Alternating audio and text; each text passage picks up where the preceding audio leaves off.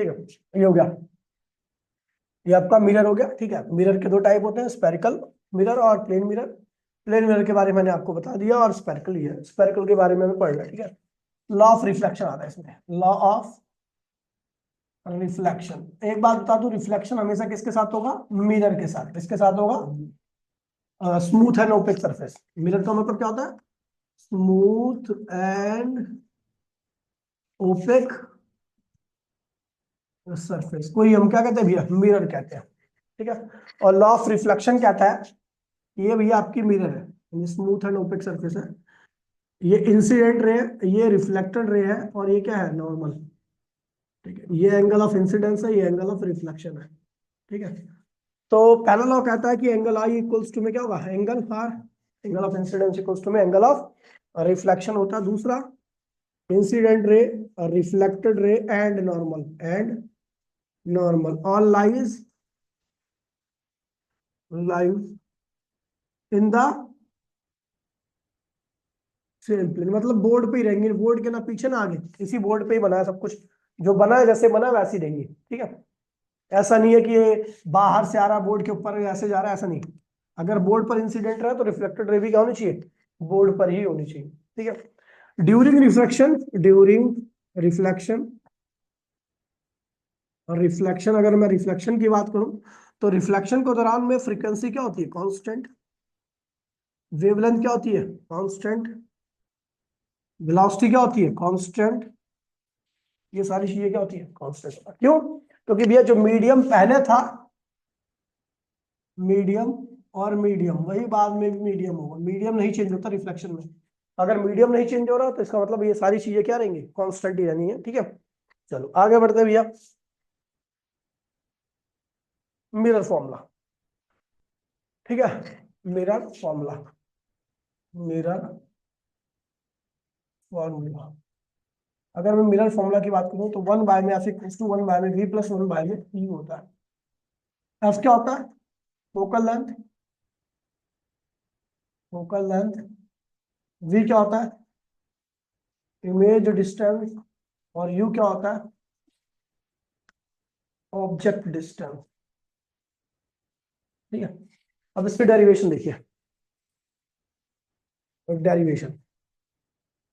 ठीक है, अब मैं जैसे ही मैं कराऊंगा उसके बाद जस्ट आपको करना चालू कर देना। ठीक है, डेरिवेशन क्या है? कॉन्वेक्स के लिए करेंगे। ठीक है, प्रिंसिपल ऑफ रे डायग्राम आपको पता ही है ना, जो रे पैरेलल आती है आफ्टर रिफ्लेक्शन कहाँ जाती है? फोकस से।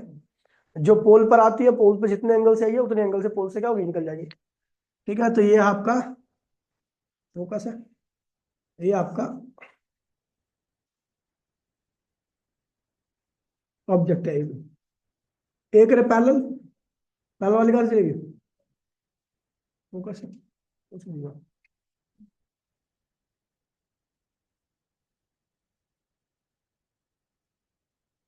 और ये है आपका ऑब्जेक्ट। ठीक है, एक रे पैरेलल, पैरेलल वाली कहाँ जाएगी? फोकस से। यार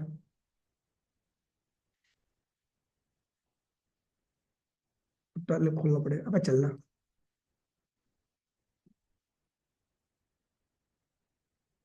ये पैरेलल, इससे भी नहीं सी बन रहा क्या? हट, इसकी शक्ल देख लिया। ठीक है, ये वाली कहाँ जाएगी? फोकस से। ठीक है, एक रे आएगी सेंटर ऑफ कर्वेचर से होते हुए मिरर से टकराएगी यहाँ पे। मिरर थोड़ा मैं बड़ा कर दूंगा, कोई दिक्कत नहीं है, मिरर बड़ा हो गया। ठीक है, और एक रे हो जाएगी पोल से, और जो पोल वाली आएगी वो भी क्या होगी? यहाँ से तीन और एक दूसरे को इंटरसेक्ट कर लेंगे इसी पॉइंट पर, है ना। अब डायरेक्शन दिखा दो इसमें, और डायरेक्शन दिखाना जरूरी होता है।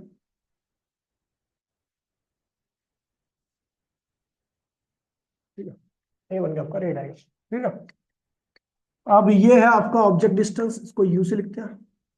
ठीक है, ये आपकी इमेज बनी है छोटी सी, ये रही आपकी इमेज।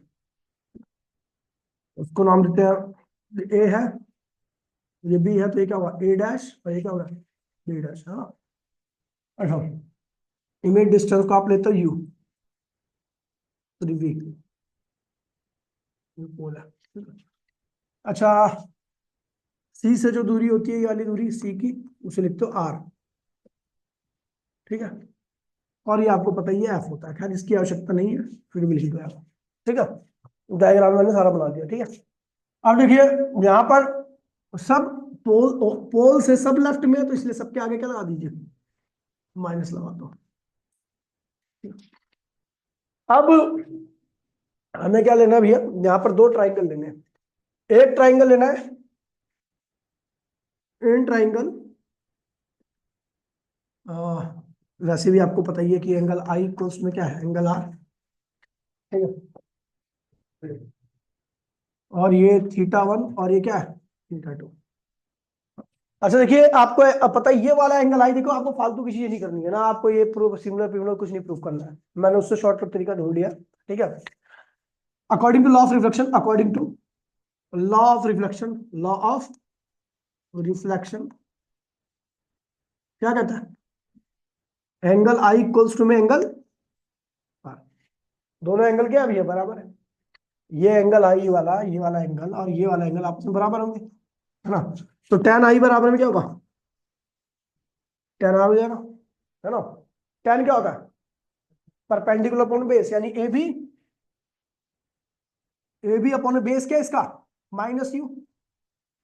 परपेंडिकुलर क्या है ए बी और बेस क्या है माइनस यू, ठीक है, ये tan हो गया।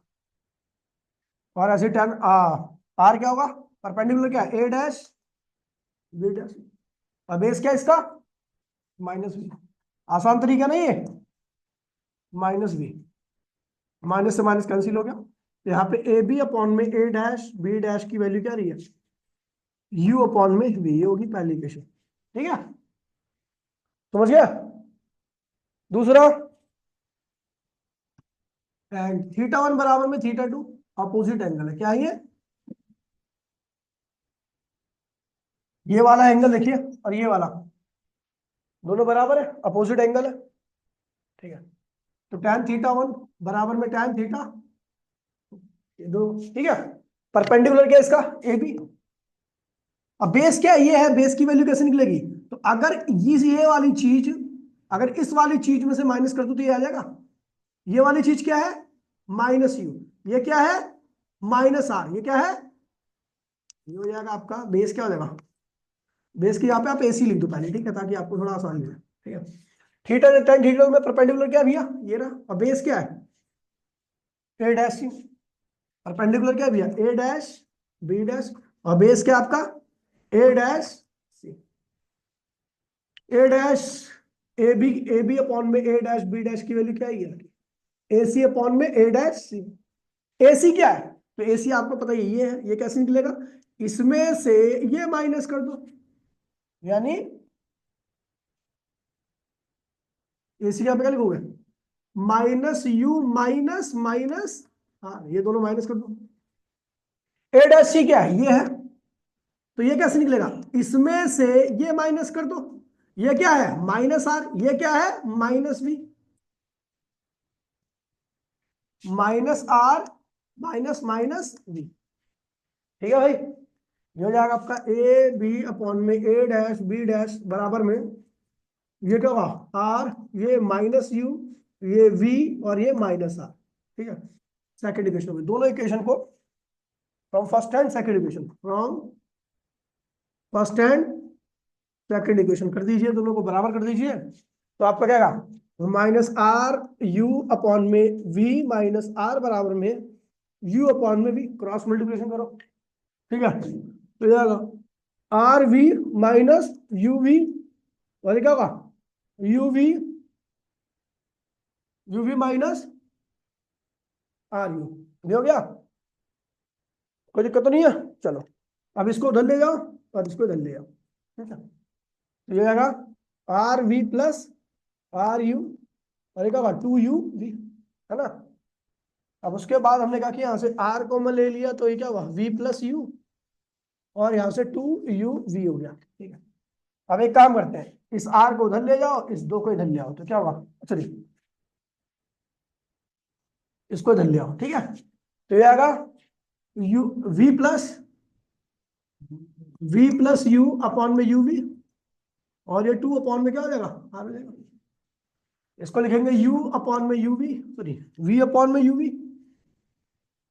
v अपॉन में U V plus u upon में यू वी बराबर में 2, r की वैल्यू क्या होती है, 2f के बराबर होती है, क्या होती है, 2f के बराबर होती है। तो भैया v से v कैंसिल, u से u कैंसिल, 2 से 2 कैंसिल, तो 1 बाय में u प्लस 1 बाय में v बराबर में 1 बाय में f आ गया आपका मिरर फॉर्मूला, ठीक है। मैग्निफिकेशन का फॉर्मूला कुछ ड्राइव करने के लिए आता नहीं है, ध्यान देना, फिर भी मैग्निफिकेशन अगर आपको देखोगे तो यहीं से मैग्निफिकेशन का फॉर्मूला आएगा। ए बी क्या है, हाइट ऑफ ऑब्जेक्ट है, ए डैश बी डैश क्या है, हाइट ऑफ इमेज है, ठीक है।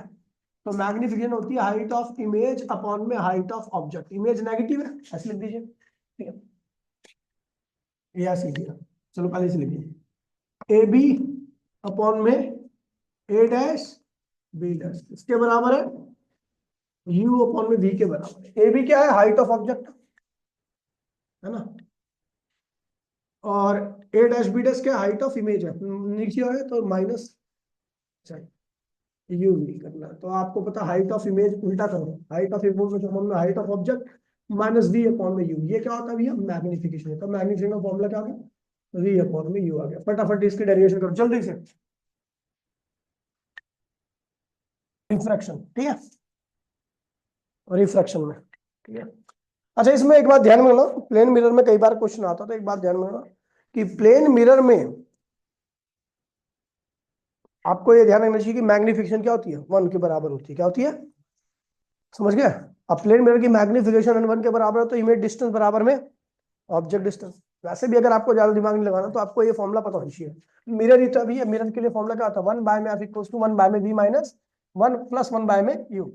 अगर मैं बात करूं तो ये है क्या, पावर है ना, ये क्या है, और प्लेन मिरर की पावर क्या होती है, 0 होती है, तो 0 बराबर में क्या, 1 बाय में वी माइनस प्लस 1 बाय में यू, तो 1 बाय में वी यू इक्वल्स टू में -1 बाय में वी, उल्टा कर दो तो u equals to minus V. इसका मतलब इमेज डिस्टेंस और ऑब्जेक्ट डिस्टेंस दोनों क्या होते हैं, सेम होते हैं, लेकिन एक दूसरे के अपोजिट होते हैं। दूसरा, मैग्निफिकेशन इसका क्या होगा, हमेशा 1 होगा, क्योंकि आपको पता है मैग्निफिकेशन का फॉर्मूला क्या होता है, v अपॉन में u होता है माइनस v अपॉन, दोनों सेम ही टर्म है, तो इसलिए मैग्निफिकेशन क्या होना चाहिए, 1 होना चाहिए, ठीक है।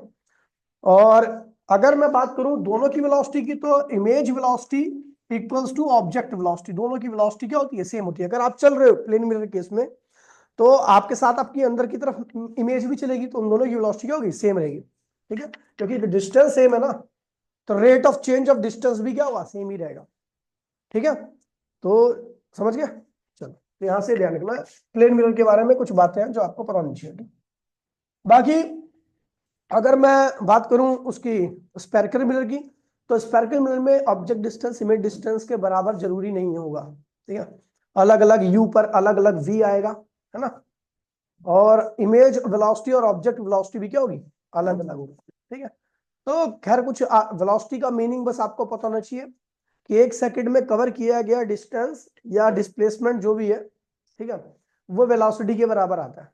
अगर मैं कह दूं कि 25 सेंटीमीटर पर मैं खड़ा हूं एक मिरर के आगे जिसकी फोकल लेंथ दे रखी है, ठीक है, और मैं हर सेकंड 2 सेंटीमीटर चलता हूं, कितना चलता हूं, तो पहले 25 सेंटीमीटर पर मैं अपने को आपको ऑब्जेक्ट मान लूंगा, इमेज की फोकस वो मिरर की फोकस दे रखी होगी, मैं इमेज डिस्टेंस निकाल लूंगा, फिर 1 सेकंड बाद मेरी 25 से क्या हो जाएगी, 23 हो जाएगी इमेज से दूरी और मिरर से दूरी, तो मैं उस केस की इमेज डिस्टेंस निकालूंगा, पहले केस की इमेज डिस्टेंस और 1 सेकंड बाद की इमेज डिस्टेंस को दोनों को माइनस करूंगा, तो क्या आ जाएगा, इमेज की स्पीड क्या होगी, या इमेज की वेलोसिटी। क्वेश्चन भी एनसीईआरटी में दे रखा है, ठीक है, एक जोगर है वो मिरर की तरफ आ रहा है, कराया मैंने शायद, ठीक है, हाँ, एक जोगर है वो मिरर की तरफ आ रहा है, ठीक है, अलग कह रहा है कि वो मिरर का जो, और एक बात ध्यान में रखना कि कनकेव मिरर का जो फोकस होता है, कनकेव मिरर का जो फोकस होता है वो नेगेटिव होता है, और कॉन्वेक्स मिरर का जो फोकस होगा वो क्या होगा,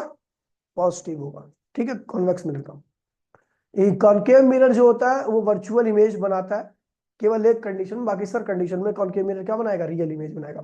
कॉन्वेक्स ऑलवेज क्या बनाता है, अकेला वर्चुअल इमेज बनाएगा, क्या बनाएगा, ये सारी चीजें आपको पता होनी चाहिए, ठीक है। और बाकी तो क्वेश्चन तो कराई रखे हैं, देखना एक बारी असेंबलर पर में तो आएंगे क्वेश्चन इसके, तो वहां पे भी प्रैक्टिस होगी आपकी, ठीक है। तो भैया अब देखिए, अगर मैं बात करूं रिफ्रैक्शन की, रिफ्रैक्शन क्या होता है? रिफ्रैक्शन, ठीक है। जब लाइट एक मीडियम से दूसरे मीडियम में जाती है तो उसको हम क्या कहते हैं? रिफ्रैक्शन, ठीक है। लाइट का जब मीडियम चेंज होता है इसी को हम क्या कहते हैं? रिफ्रैक्शन कहते हैं। मीडियम चेंज हो रहा है, जरूरी नहीं कि उसका पाथ चेंज हो, उसकी वेलोसिटी जरूरी नहीं है, बस केवल मीडियम चेंज होने की हम क्या कहते हैं? रिफ्रैक्शन। क्या कहते हैं? रिफ्रैक्शन, ठीक है। अब रिफ्रैक्शन का अगर मैं बताऊं तो भैया, अगर लाइट, तीन डायग्राम बना रहा हूं,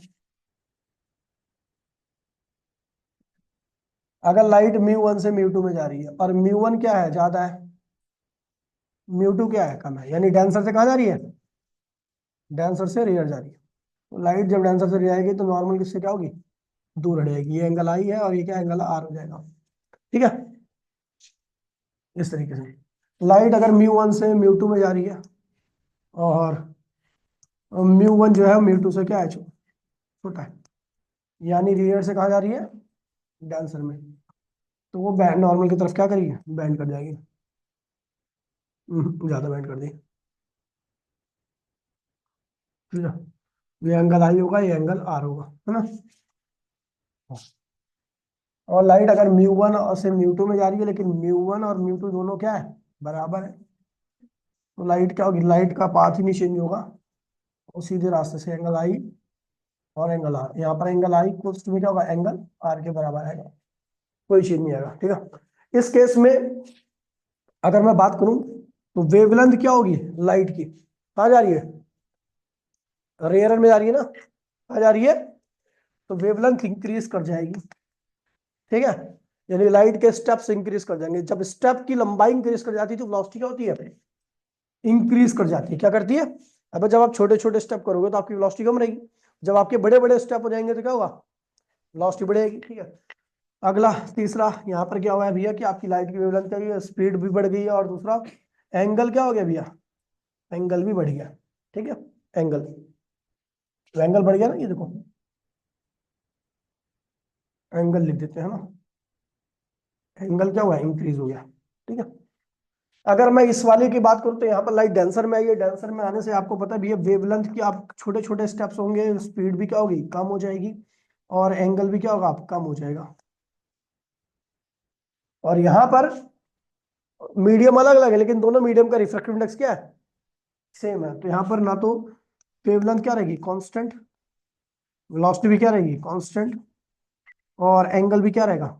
ये सारी चीजें रहती है रिफ्रैक्शन के दौरान में। जरूरी नहीं कि रिफ्रैक्शन में चेंज हो, नहीं चेंज हो, है ना। रिफ्रैक्शन में बस उसी को बोलते हैं एक मीडियम से लाइट दूसरे मीडियम में आती है। अब आता भी है law of refraction, law of refraction सबसे मेन चीज है, और इसी लॉ पे बेस्ड है पूरी की पूरी रे ऑप्टिक्स, मतलब ये रिफ्रैक्शन वाला पार्ट, ठीक है। ये है म्यू 1 और ये है म्यू 2। यहाँ का एंगल क्या है? आई है, और यहाँ का एंगल क्या है? आर है। तो कहता है कि according to law of refraction, according to law of refraction क्या कहता है कि product of refractive index of first medium और angle of incidence is equals to product of refractive index of second medium on angle of, जो होता है इसे कहते हैं स्नेल्स लॉ भी कहते हैं। क्या कहते हैं? स्नेल्स लॉ भी कहते हैं, ठीक है। बहुत इंपॉर्टेंट है, इसको अलग अलग फॉर्म में भी लिखा हुआ है, साइन आई अपॉन में है साइन आर, है ना, या म्यू 2 अपॉन में म्यू 1। इसको ऐसे लिखते हैं कि लाइट 1 से 2 में जा रही है, लाइट कहाँ जा रही है? पहले मीडियम से दूसरे, तो म्यू 1 से लेके म्यू 2, ऐसे लिख सकते हो उसको। या आप इसको ऐसे लिख सकते हो, light speed of light in first medium upon में speed of light in second medium. बहुत सारी फॉर्में लिखने की, ठीक है। दूसरा, ये एक ही प्लेन में होगा, जैसे बोर्ड है ना, तो बोर्ड के प्लेन में होगा। इंसिडेंट रे भी, incident ray, incident ray, refracted ray, refracted ray and normal, and normal, normal all lies in the same plane, सभी एक ही प्लेन में लाई करती हैं, ठीक है। ये लॉ ऑफ रिफ्रैक्शन है, ठीक है। अब इसमें प्रिंसिपल ऑफ रिवर्सिबिलिटी एक टॉपिक है, वो भी काफी ज्यादा यूजफुल है, ठीक है, तो देख लेते हैं प्रिंसिपल ऑफ रिवर्सिबिलिटी।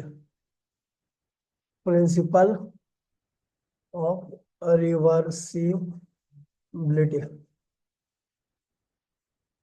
ठीक है, मतलब कहने का मतलब है कि लाइट यहां से यहाँ पे आ रही है, ठीक है, और वो यहाँ पे आ जाए, है ना, ये एंगल आई, ये एंगल आ रहा है, और यहाँ पे आपने रख दिया एक मिरर जो कि इस रे के क्या था, परपेंडिकुलर था।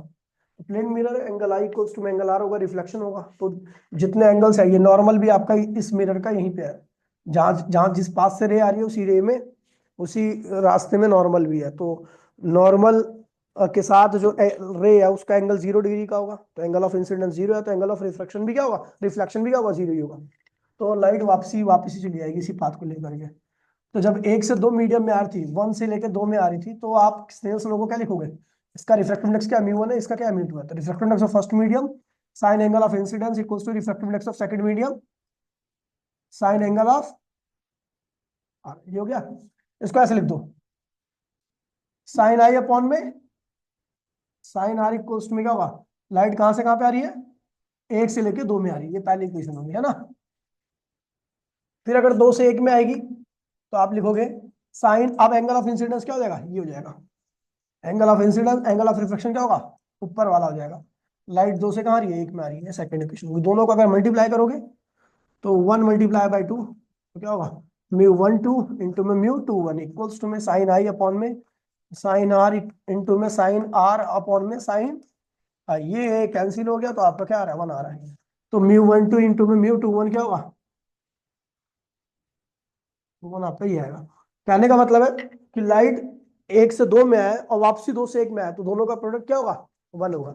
अब इससे ये बात पता लग रही है कि अगर 1 से 2 में आने पर रिफ्रैक्टिव इंडेक्स 4 है, तो जाते वक्त कितना होगा राहुल, अगर 1 से 2 में आते वक्त 4 है रिफ्रैक्टिव इंडेक्स, तो जाते वक्त कितना होना चाहिए, प्रोडक्ट 1 आना चाहिए, फेल है तो कितना होगा, 1/4।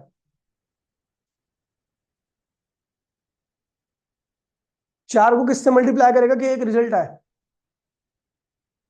4 को किससे मल्टीप्लाई करेगा कि रिजल्ट 1 आए, तो यही नहीं पता, गाली देता बहुत गंदी वाली, भगवान कसम, बच गया तू, बहुत गंदी गाली देता मैं, ध्यान क्यों, ठीक है। अगर 1 से लेके 2 की वैल्यू क्या है, अगर 3 है तो 2 से लेके 1 की वैल्यू क्या होगी, 1/3 होगी, ठीक है। ये प्रिंसिपल ऑफ रिवर्सिबिलिटी, ठीक है। लेटरल शिफ्टिंग तो मेरे ख्याल से नहीं आता, दे रखा है एनसीईआरटी में क्या, लेटरल शिफ्टिंग है, मैं करा था सारा कुछ है उसमें, क्या देखा, लेटरल शिफ्टिंग देखिए नट्टू, है देखिए लेटरल शिफ्टिंग, जल्दी देखिए, टाइम नहीं है, हाँ, खाले मरीज है, आईफोन ले घूम रहा है और नेट नहीं है, जल्दी देखो भाई लेटरल शिफ्टिंग।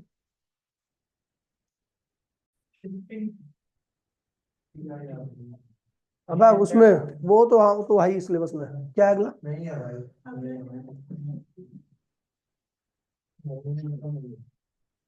मैं पढ़ना नहीं आ रहा क्या ये भी रिफ्लेक्शन है, ये real depth apparent depth topic है सिलेबस में, एनसीईआरटी में भी ये नहीं बनी है ना, real depth apparent depth, depth apparent depth,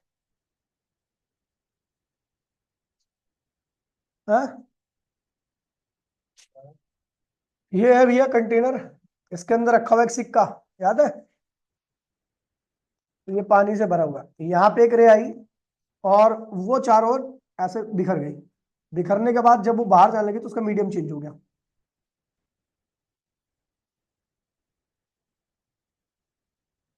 medium change हुआ,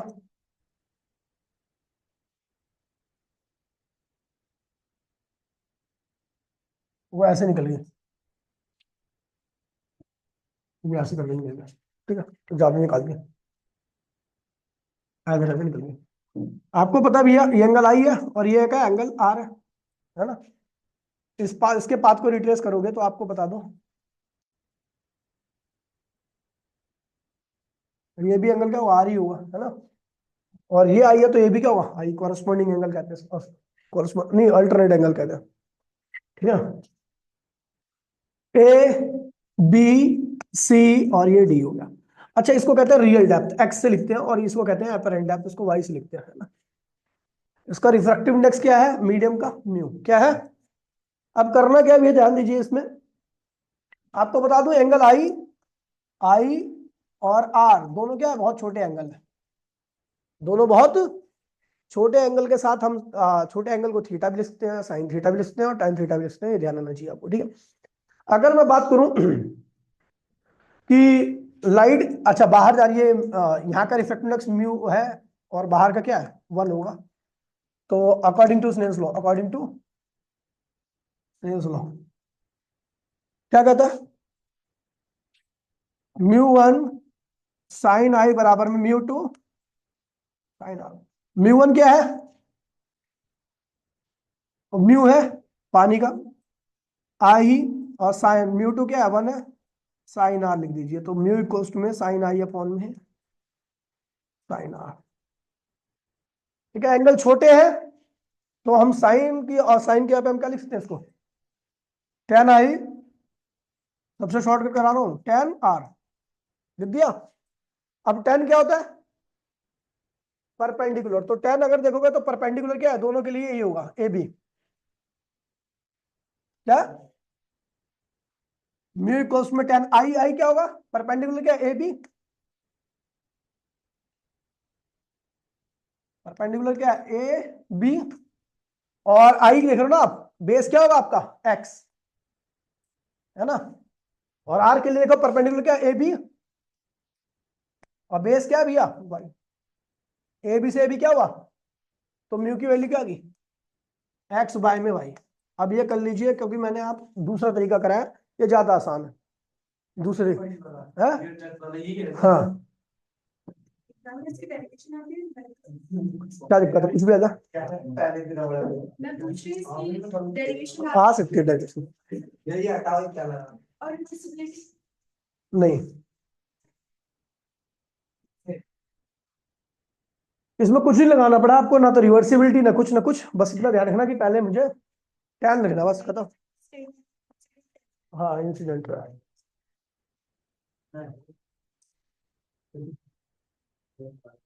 इस बैच में इसी टाइम पे यही चैप्टर चलेगा आगे। टॉपिक लिख दिया करूंगा कि कौन सा होने वाला है। अगले में इलेक्ट्रोमैग्नेटिक वेव चालू होगा, ठीक है।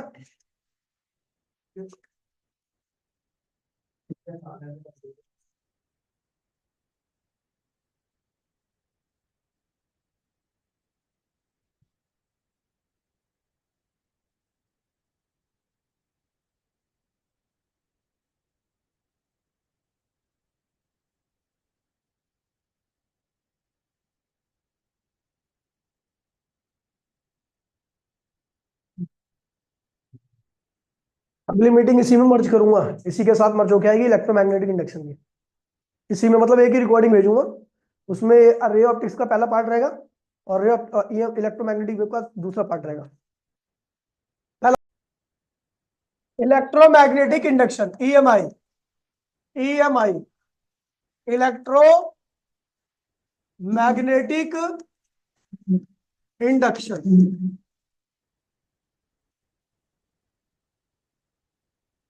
ठीक है।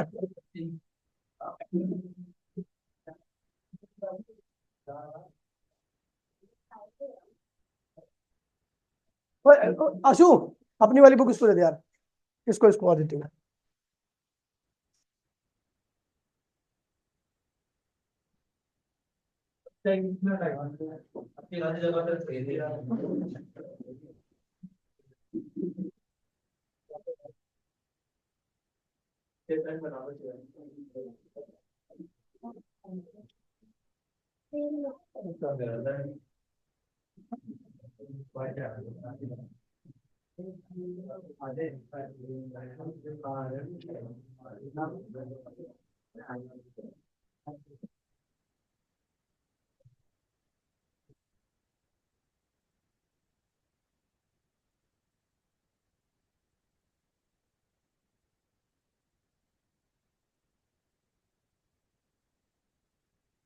देखिए भैया, इलेक्ट्रोमैग्नेटिक इंडक्शन बड़ा सिंपल सा कंसेप्ट है कि जहां पर आपका फ्लक्स क्या होगा, वेरिएबल होगा। क्या होगा?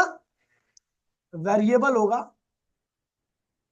मतलब टाइम के रिस्पेक्ट में चेंज होगा, तो वहां पर इंड्यूस ईएमएफ आएगा। क्या आएगा? बस इतना ध्यान रखना, ये वेरिएबल है तो क्या आएगा? ये आएगा। अगर ये कांस्टेंट रहेगा, फ्लक्स कांस्टेंट रहेगा, तो इंड्यूस ईएमएफ की वैल्यू क्या होगी? जीरो होगी। चलो पहले बात बताते हैं मैग्नेटिक फ्लक्स की। मैग्नेटिक फ्लक्स, मैग्नेटिक फ्लक्स क्या होता है? तो भैया अगर मैं बात करूं, भैया मैग्नेटिक फ्लक्स होता क्या? जब number of magnetic field line किसी एरिया से पास करती है तो वहां पर एक क्वांटिटी आती है, उसको हम मैग्नेटिक फ्लक्स कहते हैं। क्या कहते हैं? Number of magnetic field line, magnetic field line passes through the given area। Given area से जो भी मैग्नेटिक फील्ड लाइन, उधर बैठे, चल बैठे, कहीं बैठे, जा बैठे, गिवन एरिया से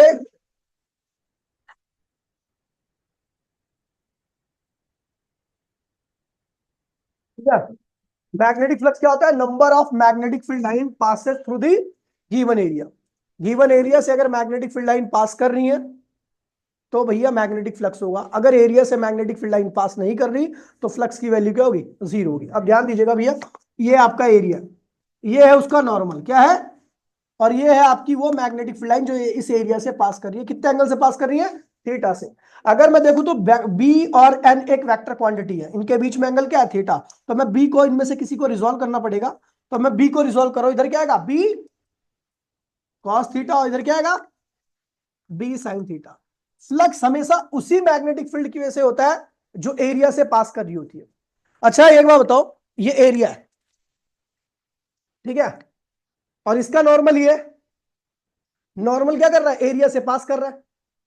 तो कौन सी मैग्नेटिक फील्ड लाइन पास करेंगी? जो नॉर्मल के साथ रहेंगी या जो नॉर्मल के परपेंडिकुलर रहेंगी? साथ रहेंगी। नॉर्मल के साथ कौन है भैया?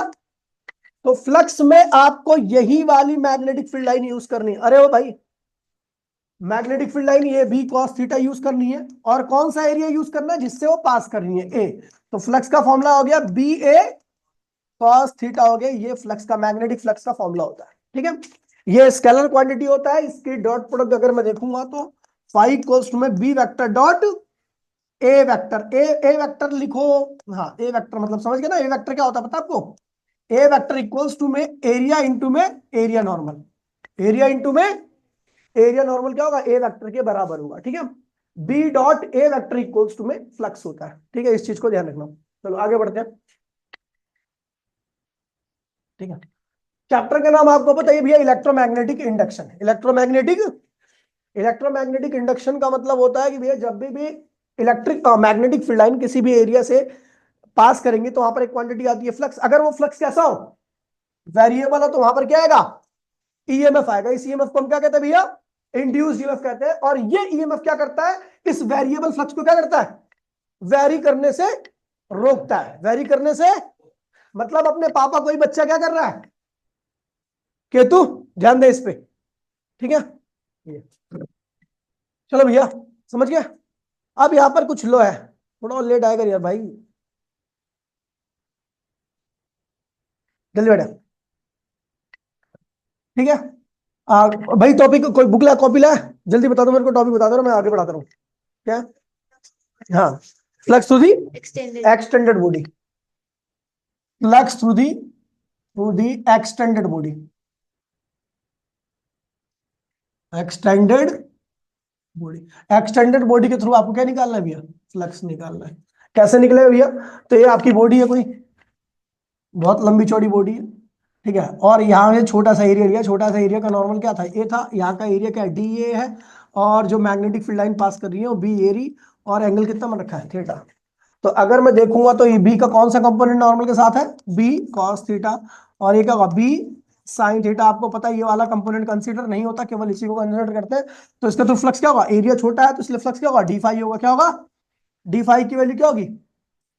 बी बी कॉस थीटा, है ना, इनटू में कौन सा एरिया जिससे पास कर रही है? तो डी फाई की वैल्यू क्या होगी? B D A cos theta, है ना। अब इसके बाद आपको टोटल फ्लक्स निकालना पूरे एरिया से। टोटल फ्लक्स क्या होगा? Total flux is equals to, मैं इसको इंटीग्रेट करूं तो डी फाई कंडीशन क्या होगा, फाई, और इसको ऐसे ही रहने दीजिए, आपका एक फॉर्मूला बन गया। ठीक है भैया, यहाँ पर आपकी लिमिट आ जाएगी, लिमिट जो भी होगी आपको पता लग जाएगा। ठीक है भैया, ये एक्सटेंडेड बॉडी के थ्रू फ्लक्स है। कॉपी निकाल लो, सारे के सारे क्वेश्चन भी करेंगे साथ साथ में। ठीक है, नॉर्मल फ्लक्स का फॉर्मूला क्या है, ये है भैया, जब एरिया क्या है भैया आपका कांस्टेंट है, मैग्नेटिक फील्ड लाइन कांस्टेंट है, तो फ्लक्स का फॉर्मूला ये होगा। ठीक है,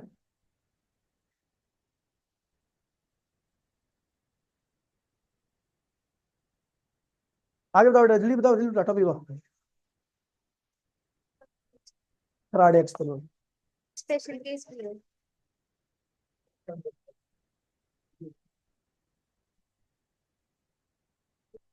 हो गया भैया।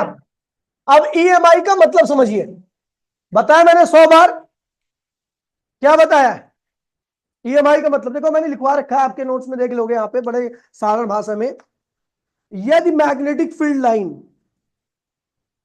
बैठिया इधर, बैठिया आगे बैठिया, ले ये तेरी बुक भी है भाई, मिल गई ना तेरे को, सबको मिल गई ना भाई, इसको पैसे दे देने। हाँ ले, फिर पीछे रह गया तू। अब कितनी, एक दो और तीन, तीन और रहेगी ना, तुम तीनों को मिल जाएगी, कल मिल जाएगी। ठीक है, खत्म होगी, 5 फिर लाया था, 5 खत्म होगी। देखिए भैया, बेटा गेट बैठ दे इसे, गेट बैठ दे, नॉन स्टॉप होगा। अब देखिए भैया, पूरे चैप्टर का जो पूरा कंक्लूजन है वो इस छोटे से पैरा में लिखवा रखा है मैंने। यहां लिखा हुआ है, यदि मैग्नेटिक फील्ड लाइन किसी मैग्नेटिक बॉडी से, मेटालिक बॉडी से, ठीक है, मेटालिक बॉडी से पास करती है तो क्या आएगा, फ्लक्स आएगा। क्या आएगा, यदि मैग्नेटिक फील्ड लाइन किसी मेटालिक बॉडी से पास करेंगी तो क्या आएगा, कौन सा फ्लक्स, इलेक्ट्रिक फ्लक्स, हाँ मैग्नेटिक फ्लक्स आएगा।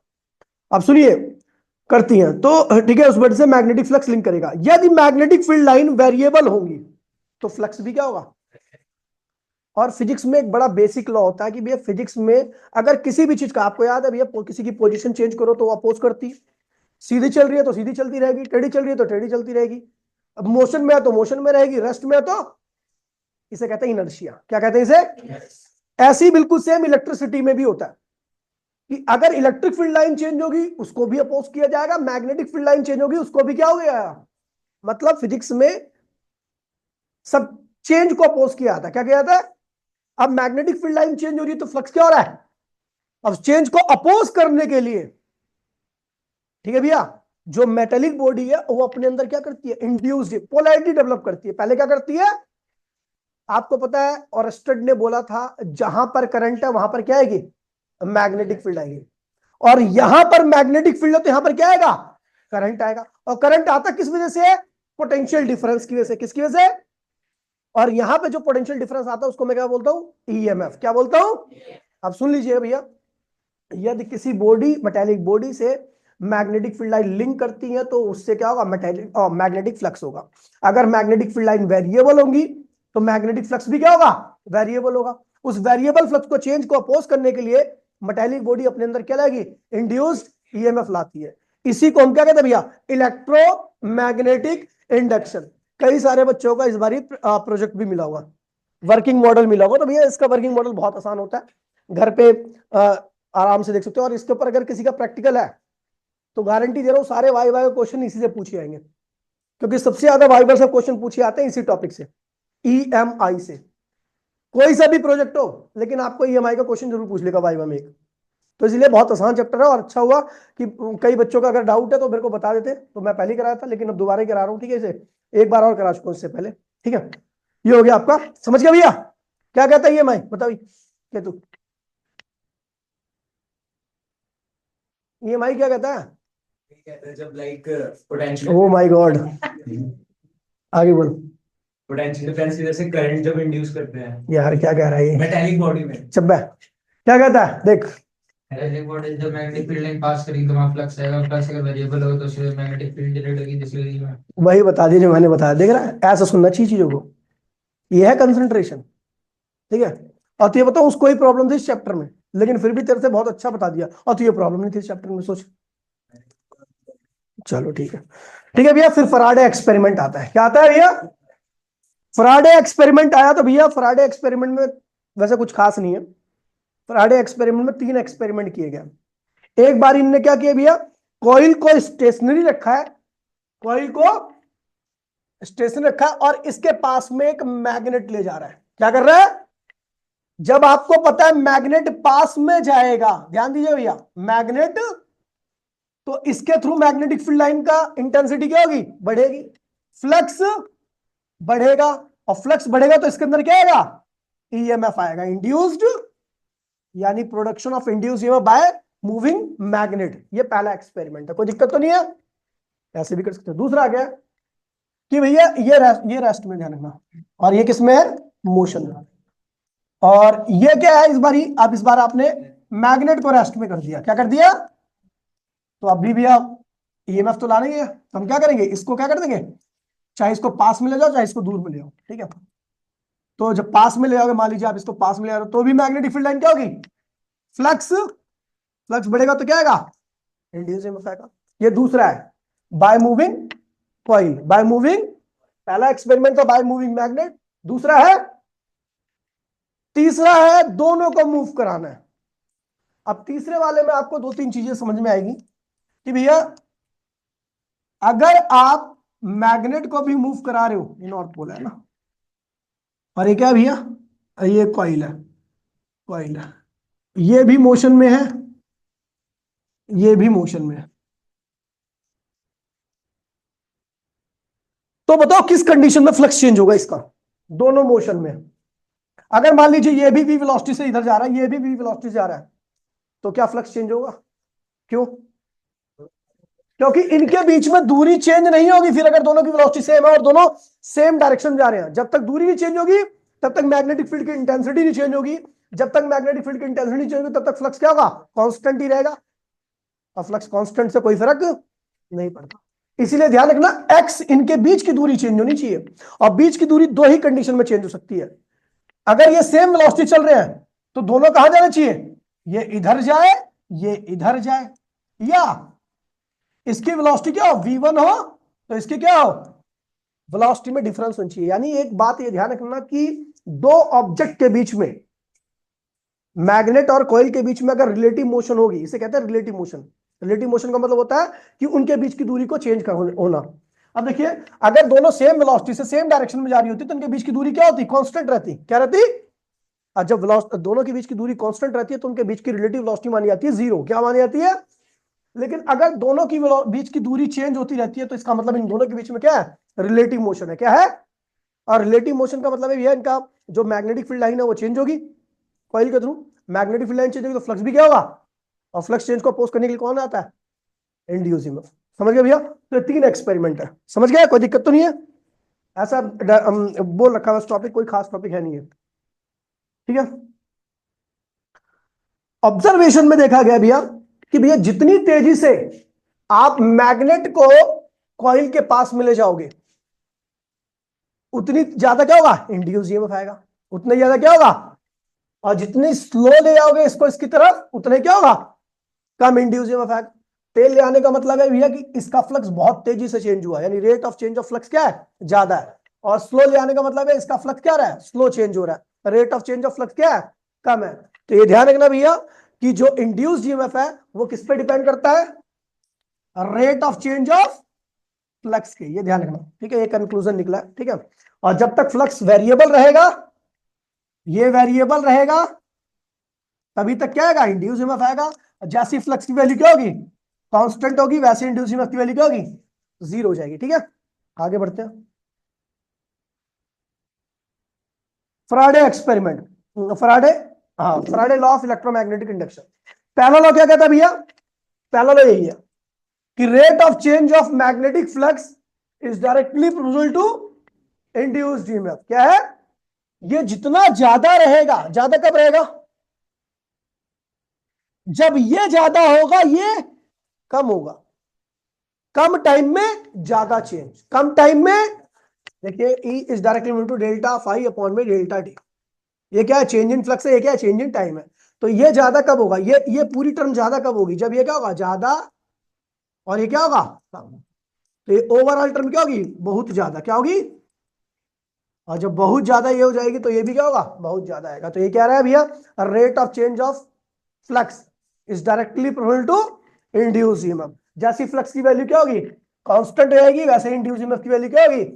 अब इसके ऊपर भैया एक क्वेश्चन भी रखा है, कई बार आपसे पूछा भी गया होगा, ठीक है, कि एक मैग्नेटिक फील्ड है इस तरीके से, ठीक है,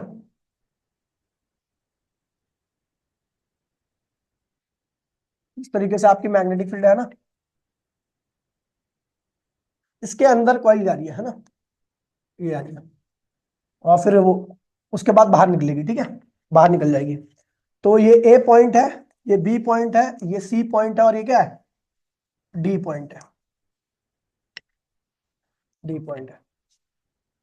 तो भैया ग्राफ बनाने के लिए आता है, क्या आता है, ग्राफ इंड्यूस ईएमएफ, और नहीं इंड्यूस ईएमएफ तो नहीं, फ्लक्स का, फ्लक्स का, ठीक है, फ्लक्स का ग्राफ आता है, और फ्लक्स के साथ ईएमएफ का भी ग्राफ आता है, ठीक है। तो बताओ ये ग्राफ कैसे बनेगा।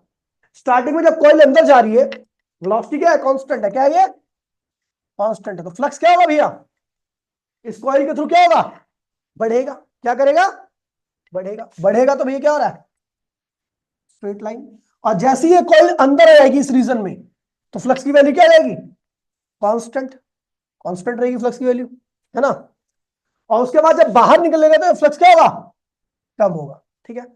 ये होता है भैया इस केस में फ्लक्स और टाइम के बीच का ग्राफ, ठीक है। ये है आपका, मान लीजिए T1 टाइम है, ये T2 टाइम है, यहां पर क्या होगा T3 टाइम, और ये क्या है T4 टाइम। अब इसी को लेकर के भैया हमें क्या बनाना है, इंड्यूस ईएमएफ का ग्राफ, क्या बनाना है, इंड्यूस ईएमएफ वर्सेस टाइम का ग्राफ। तो भैया इंड्यूस ईएमएफ और टाइम का ग्राफ कैसे रहेगा, ईएमएफ और टाइम, बताइए भैया। फ्लक्स जब बढ़ेगा तो इंड्यूस ईएमएफ अपोज करेगा, ठीक है, और जब अपोज करेगा तो आपका इंड्यूस ईएमएफ कहाँ आएगा, नीचे आएगा। और आपको पता भी है जो फ्लक्स बढ़ने का वेलोसिटी कांस्टेंट है ना, तो rate of change of flux क्या होगा, कांस्टेंट रहेगा। यानी इंड्यूस, देखिए भैया ये वेलोसिटी कांस्टेंट है,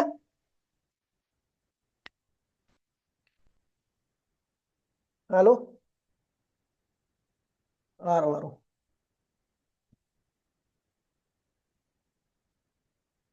ठीक है भैया, वेलोसिटी कांस्टेंट है, अगर वेलोसिटी कांस्टेंट है तो ध्यान रखना भैया, आपका डी डेल्टा फाई अपॉन में डेल्टा टी भी क्या होगा, कांस्टेंट होगा।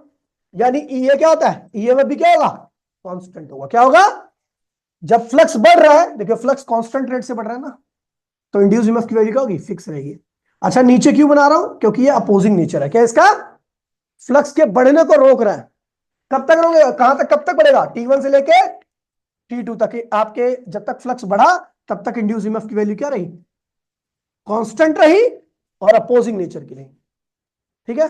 लेकिन जैसे ही वो इस रीजन में पहुंचा, T1 से लेके T2 से लेके T3 में, फ्लक्स क्या हो चुका है, कांस्टेंट। और जब फ्लक्स कांस्टेंट हो जाएगा तो इंड्यूस ईएमएफ की वैल्यू क्या होगी, जीरो। यहां तक T3 तक कोई इंड्यूस ईएमएफ आएगा ही नहीं, T3 तक कोई इंड्यूस ईएमएफ, और उसके बाद फ्लक्स आपका कम होने लगा है, तो अब जो इंड्यूस ईएमएफ आएगा वो अपोज नहीं करेगा, वो क्या करेगा, सपोर्ट करेगा। और वो कब तक करेगा, T4 तक करेगा। समझ गए भैया। तो ये ग्राफ बहुत ज्यादा इंपॉर्टेंट है, ये ध्यान रखना, ठीक है भैया, समझ गया। तो मेरे हिसाब से आपको ग्राफ बना लेनी चाहिए आपको, ठीक है। जल्दी से बना लो, 1 मिनट में बाहर से आता हूँ।